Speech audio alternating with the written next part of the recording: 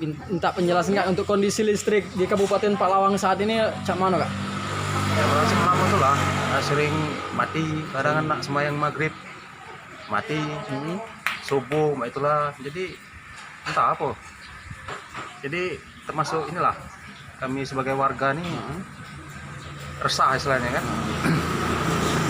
Kalau dalam sehari ada berapa kali mungkin mati Kak? Kadang kan 3 kali 4 kali.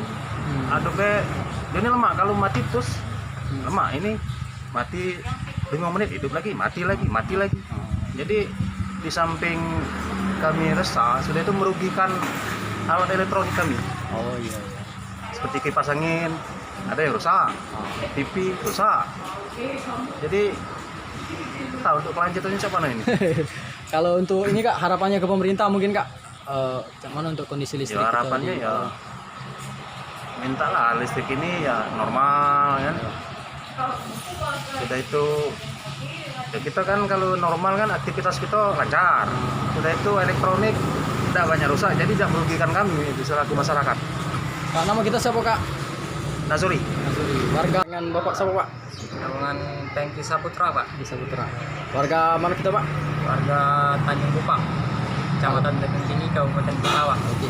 Pak, kami boleh nanya dikit mengenai kondisi kalau listrik di Kabupaten Palawang ini seperti apa kalau saat ini? Oh boleh.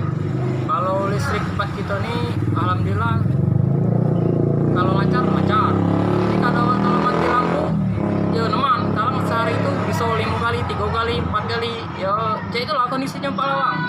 Genetik dengan mati lampu terus. Mati lampu terus. Ya lemak kalau mati seharian full. Ini kadang 2 menit, 3 menit mati, baik hidup lagi.